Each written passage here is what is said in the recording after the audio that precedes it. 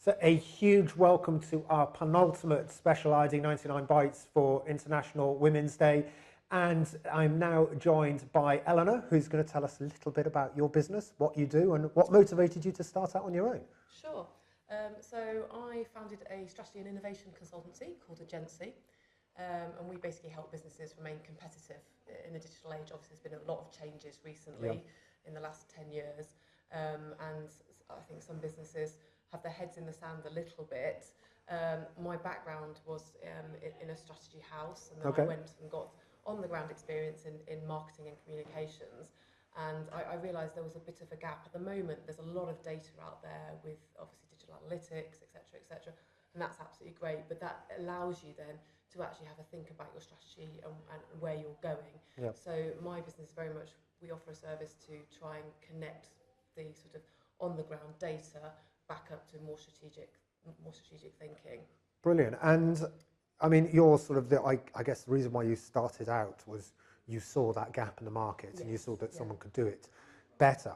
What was, I mean, when you started out on your own, what was that journey like at that point? Did you have a mentor? Did you have a community that supported you? Or was it literally just going from 9 to 5 paid employment into, this is what I'm doing now? So I think I was actually contracting, and I had a period where my contract finished, and that actually gave me that opportunity to sort of take a step back and think, what did I do next? And I think that actually was when the contract ended, I immediately was a little bit worried about it because I was thinking about job security and needing to get something else. Very typical thoughts about wanting to make sure I had something in place. Now I look back and I see that actually, as the push I needed to actually get out there and start to do something by myself. I think if I'd carried on, if I was in a permanent job, I probably wouldn't have taken the plunge. And so I think for me that's been a big learning that actually if something happens unexpectedly, you can start to look around and evaluate where you're at. In terms of going forward, I mean, my partner's been hugely supportive in again pushing me to ultimately take a risk and launch out by myself. But I very much believe that I could offer something. As I said, there seems to be at the moment a lot of people have the data in front of them and they sort of collect all this data, but they're not looking at it very strategically. Similarly, when I've been in-house working on marketing projects, people seem to be very much trying to do every digital tactic they possibly can, rather than taking that step back and going back to strategic principles. Who's my customer?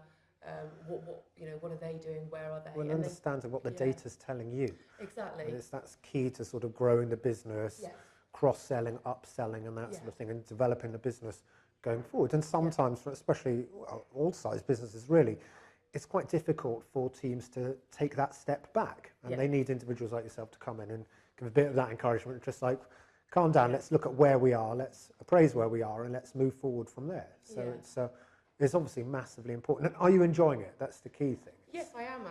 I'm immensely enjoying it. I think when I started, I said it was quite scary taking that first leap. But actually, I really enjoy having ownership of my own work. I'm really enjoying actually bringing in skills that I've gained throughout my career. So, for example, managing the finances, I actually really enjoy that. I know. I mean, a lot of business owners that absolutely hate it. But I actually really enjoy that side of it, and the forecasting. I did so again earlier on in my career. I did a CIMA qualifications, Chartered Institute of Management Accountants. And at the time, because I then moved off into sort of more digital marketing or the digital marketing side, I thought that was, that was just a waste of time. Why did I do that? And actually, again, that's another thing I've learned from this whole experience, that all the experiences you've had up until this point, you can lean on and you can bring on to help you. So I'm very much enjoying sort of having real ownership. I don't think I've ever been as motivated with my work. I really enjoy the flexibility. Brilliant. Now, with the flexibility, I have to say, you have flexibility and that's great, but actually you end up working harder than you've ever worked before, which is quite ironic. No paid leave, no paid holiday or things like that. When you're starting out, it's certainly quite scary. Exactly, and I think the other thing as well, you end up becoming extremely disciplined, or you have to, because people say, you own your own business, you can take holiday whenever you want. Well, actually, it doesn't quite work like that, and you have to be very, very disciplined and say, actually, you know, because you do need to have a break and factor in breaks. I'm a big believer in sort of having that balance to enable you to come back afresh. But to do that, you need to have that discipline to get up and actually, you know, do a full working day without slacking, I guess. Yeah. And before we start recording, we were talking a little bit about the importance of International Women's Day and the reason behind it and the importance of days like this. What's your feeling around it? It is important to shine a light on it and champion some amazing women across all different sectors, walks of life. But what's your take on it? What's your sort of your view of it? I think it's really important just to have, I mean, it's one day in the year where we take a step back and you actually start looking at things from half the populations, because women comprise half the population, from their point of view. Traditionally, the business sphere has been very much dominated by men, and therefore sometimes there are assumptions that are made that come from a point of view of the male experience. So just to have that day where you take a step back and you pause and you reflect, but obviously you need to expand that beyond just one day. I think there's a lot of progress being made in that area. I mean, I've actually recently joined the IoD99. I felt very much welcomed into the institution, and I think it's very good. I think it's good. I think it's like you rightly say, it can't just be a day. It's got to be something that it's important to put a highlight and, you know, shine a light on some of the amazing success stories and some of the issues that we're all facing as well. And it's a topic that's come up before, but obviously being a man on International Women's Day, it's important for men to play a part in relation to gender parity and gender equality and things like this. And the whole theme for this year is push for progress. And I think the only way we can progress is by everyone coming together and everyone being on board and to really challenge, because it's not just the right thing to do, it makes economic sense. It's a good thing. Yeah, exactly. I mean, obviously, the more diverse, and I think people are beginning to realise this, the more diverse points of view you have in your business, the more you can innovate, the more you can reach a wider market. And I think just to pick up on your point there, I think feminism is a bit of a misnomer, because actually it's about gender and it's about the expectations and the stereotypes that people project on a certain gender. And that affects men too. There are certain expectations that we have of men. And so I think while what we should do now is think about, you know, am I doing something because that's expected of me?